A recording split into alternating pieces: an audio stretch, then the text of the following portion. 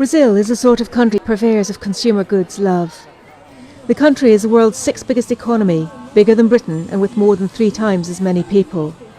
Unlike most Western economies, many of these people are earning more than they ever did.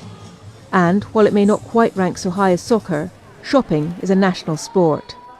We are here in Rio Pequeno, favela in São Paulo.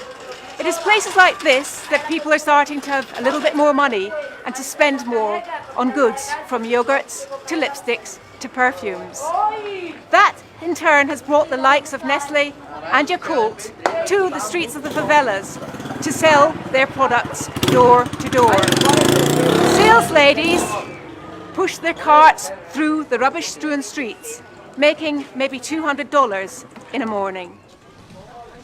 Door-to-door selling of yogurts and crackers may look novel to some, but the channel has deep roots in Brazil. Direct sales are huge, accounting for nearly 1/3 of all sales of cosmetics, fragrances and toiletries. Several factors are behind this, but top of everyone's list is a cultural one: the Latin American preference for relationships, talking and taking advice from friends rather than simply plucking products off a shelf. Yet Alfredo de la Savia, advisory services partner at Ernst & Young in São Paulo, reckons there are sufficient drivers to ensure direct sales remain a fixture for some time to come. It's very sustainable because there is a huge middle growing class in Brazil, particularly in the north and northeast regions, that is entering into the formal labor market, and they have predictable salaries, access to credit, and they are start to consuming and growing.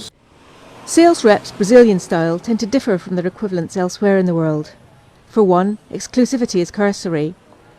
Some operate out of small shops, where modest shelves of product are complemented with catalogues. More than half of them use commission to supplement income from other jobs. The strength of the model and its flexibility has encouraged other manufacturers to pile in. Nestlé, the world's biggest food company, counts micro-distributors as its customers. These third-party micro-distributors in turn rely on teams of sales ladies, they are nearly all female, to knock on doors and sell packages of Nestlé foodstuffs. The strategy appears to work. Doing the rounds in the densely populated favelas can earn a distributor comfortably more than the minimum wage. Customers, meantime, say that home shopping is useful when you're stuck at home with children or catching up on household chores. Olha, eu tenho 5 filhos. 5 filhos? 4 meninos e 2 meninos. E eles gostam de iogurte? Gostam?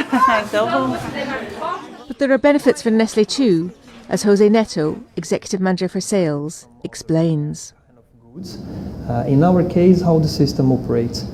Nestlé sells to the distributor with a credit time to pay, so the distributor has some time to pay to Nestlé.